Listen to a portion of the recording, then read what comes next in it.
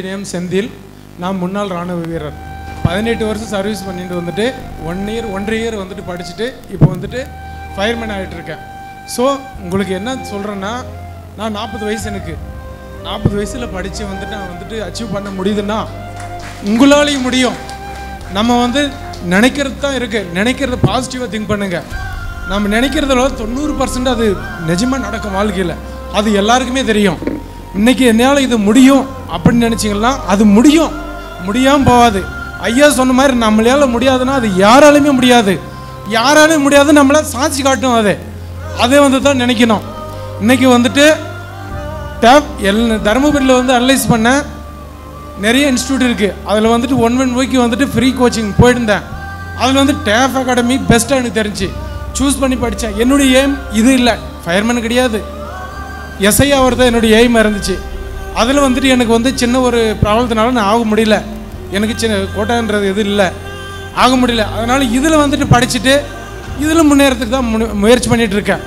அதனால் வெற்றி பெற்றவங்களுக்கு ஒன்று சொல்லிக்கிறேன். இது எத்தனையோ தடைகளை சந்திச்சுட்டு வந்திருப்பீங்க. ஆனால் வந்துட்டு இது வந்துட்டு உனக்கு மேலும் போகிறதுக்கு வந்துட்டு ஒரு பேஸ்மெண்ட் தான்.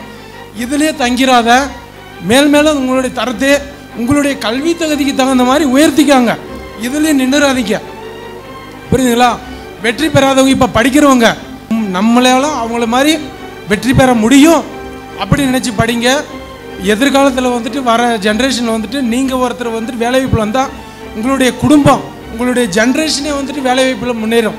அதாவது வந்து நம்ம வந்து பின்தாங்கக்கூடாது. சார் சொன்ன மாதிரி வந்துட்டு வெற்றி கிடையாது, தோல்வி யாரும் கிடையாது. அதனுடைய விலகல் தான். தோல்வியே கிடையாது, நம்மளுடைய நினைப்பில் தான் இருக்குது.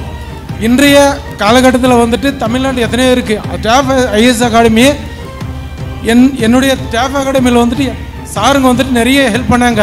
ஸ்டாஃப்ஸ் வந்து ஹெல்ப் பண்ணாங்க. கேட்குற வந்துட்டு மெட்டீரியல்ஸை கொடுக்குறாங்க. எக்ஸாம் கேட்டால் அந்த டைமில் கொடுக்குறாங்க, எக்ஸ்ட்ரா ஒர்க்கில் கொடுக்குறாங்க. அதனால் வந்துட்டு என்னுடைய ஆசிரியர் முன்னாடி இருக்காங்க. என்னுடைய ஆசிரியர் அத்தனை பேருக்கும் நன்றி தெரிவிச்சிருக்கேன்.